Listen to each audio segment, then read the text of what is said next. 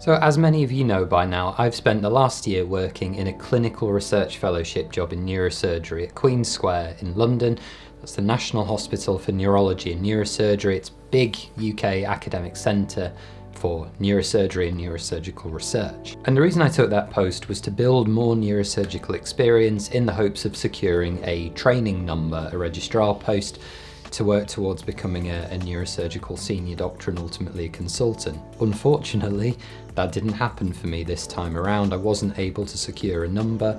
I ranked 32 out of about 300 or so applicants, most of which will be broadly similar to me in terms of CV and experience and all of the other things that go into an application. And I made a video about this at the time. Obviously it wasn't what I was hoping for, but that video did quite well, got a bit of traction. And if you're a medical student or a very early careers doctor, either before or similar stage to me, I would recommend giving it a watch, because this failure to progress and things not going as we'd planned with training is something that I feel like medical school and foundation training doesn't really prepare you for in terms of how to pragmatically deal with it when it happens. But it is really common. It's so common as a thing that happens to doctors in various specialties at various points in their career.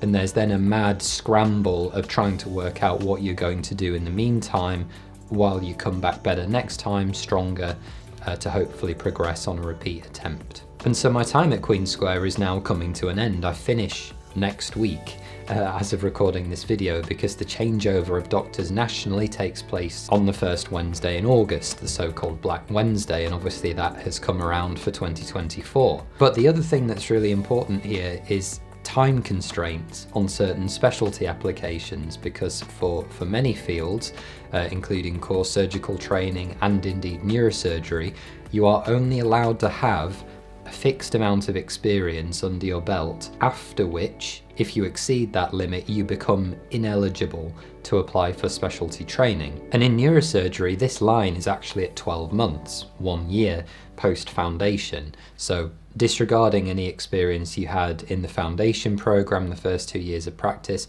you are then allowed a window of 12 months of full-time practice in neurosurgery, during which time you're very welcome to apply for a training post, but you go a day over that 12-month limit, you are no longer eligible to apply for ST1 entry to training. That's by far the overwhelming majority of places are available for ST1 level. That is a very green, brand new neurosurgical intern, if you like.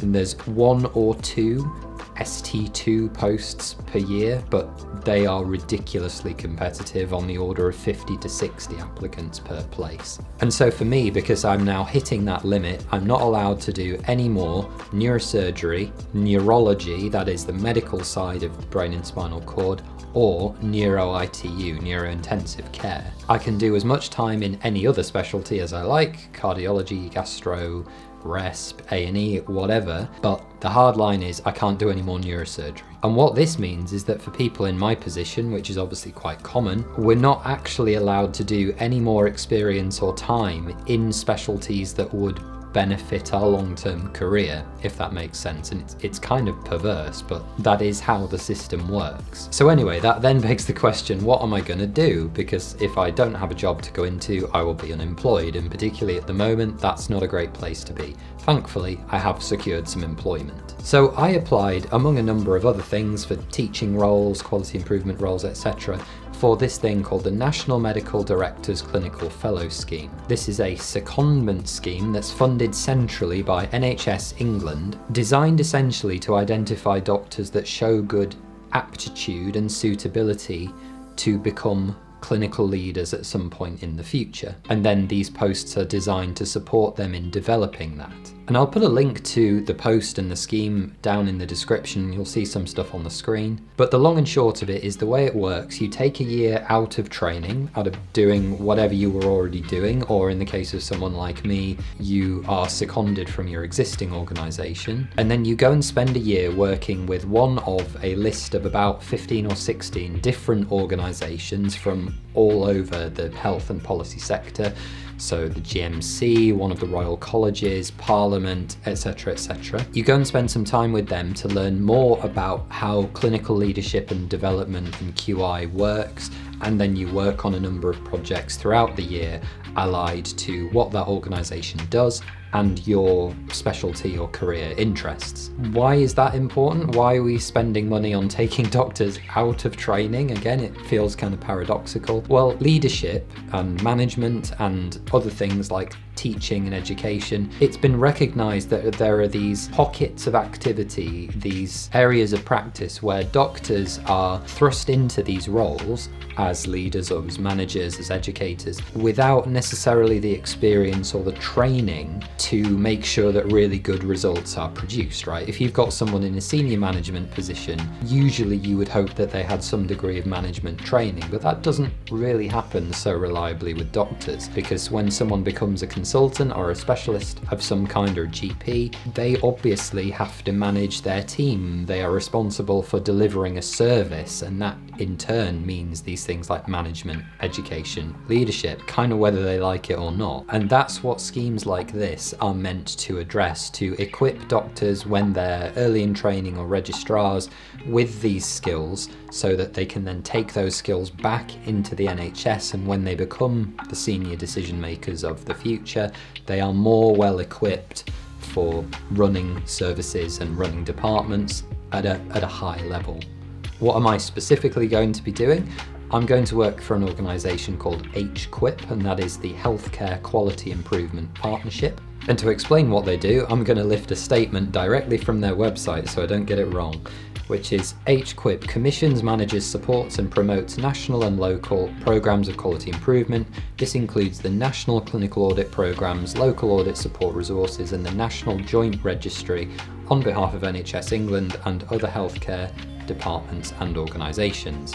Now, the simplest way to think about this is that HQIP as an organisation effectively acts as a middleman between NHS England and national level quality and policy improvement. Some of the programmes that they're involved with include measuring outcomes from clinical work on a national level for things like breast cancer, prostate cancer, ovarian cancer, and paediatric epilepsy outcomes under the Epilepsy 12 programme.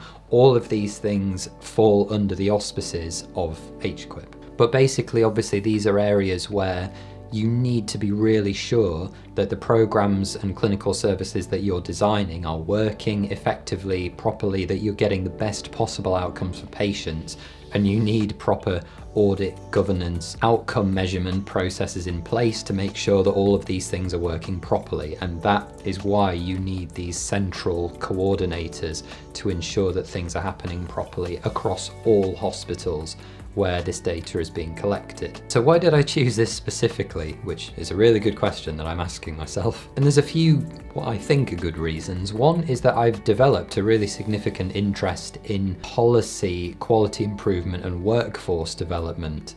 These meta-level discussions about how we design and run systems, the systems that underpin everything we do, including things like training, education, service delivery. It's thinking about better design, monitoring and execution of the systems that underlie all of these things, and trying to think about not just what we're doing, but how we're doing things and why we are doing things in the way that we are. What is the evidence base that underlies all of our decision making at this very meta system level? And this is a similar angle that I've tried to apply with my education research in the past. It's just taking it more into a quality improvement, policy development space. Practically, it's entirely remote too. HQIP is a sort of nationally devolved organisation with no central offices, so everyone works remotely that works for the organisation. That means no commute. Practically, it's working from home, from my existing office space, which is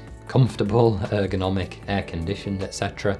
And no commute. Again, the commute has been one of the hardest parts of this past year for me. My commute is more than an hour, door to door each way, and relies on public transport. It requires a train into central London. So on a normal working day, where I might be doing 8 a.m. till 5 p.m, that means leaving the house at 6:30 in the morning, probably not getting home until 7 p.m, assuming that everything is working perfectly, which it often doesn't. That obviously then gets much worse when you're dealing with on-calls which finish later, nights which finish in the morning. All of this leads to massively disrupted sleep, and it's really expensive. My commute costs me at least £450 a month simply to go to work because of the season ticket for the train into London, plus the tube, plus whatever I need to get from A to B if I'm needing to go to other sites. So there will be no commute. I'm saving an enormous amount of money simply by not commuting. But the other major change for me is going to be working 4 days a week. And HQIP, when I was signing on, were really good about this. I made it pretty clear from the beginning that if less than full time was offered, which it was, that I would want to take that up and work 80% of full time, which means only working Monday to Thursday, keeping Fridays completely clear for other things, whatever I want to do. And they actually offered me compressed hours as well, so that means taking your full working week, assuming you were doing 9 to 5 Monday to Friday, and compressing those hours into 8 till 6 or whatever Monday to Thursday. And that means that obviously you don't take a salary hit, you're keeping up your pension contributions, all the rest of it, but you're still keeping that Friday or whichever day you had completely free. And for me it was a no-brainer, given that my commute was already taking much more out of my day than those compressed hours will do, even if I'm working them. Why not? And why did I make this decision to work fewer days? Essentially because it's going to give me more time to focus on the things now that are really important to me. That means for me, this year, the single most important thing is knuckling down, getting a training number. Everything has to be on getting that training number. Secondarily, that means more time to do other things, getting my exams under my belt. Really importantly, spending more time with my wife and my family who have really suffered. Well, maybe spending less time with me isn't suffering, but you see the point. They don't see me as much as they should, and that's something where I think I've been failing as a family member, as a son, as a big brother to my siblings. I've not been there as much as I should have been, and that's something that I've just not handled very well. But both me and my wife are similarly reducing our hours this year, again to focus on training numbers, so hopefully that's something we'll be able to do more readily with each other. And then creatively, obviously this is going to give me more time. I've really neglected my creative output this year. Well, not neglected, I made the conscious decision to step back from it a bit because I didn't have the time to do it properly. I will have the time to do it properly because I've made the time. So I promise we're going to go back to at least 2 uploads a week on this channel after next week when I finish in my current post. And you may even be able to see, I don't know whether you can, but this is the first video that's being recorded on my new camera for this channel. This is a proper industry level camera with autofocus. I've been shooting without autofocus effectively since the start of this channel. So watch if I hide my face. Look at that depth of field back on my face. Up until now, I've not been able to do this, and I'm so excited.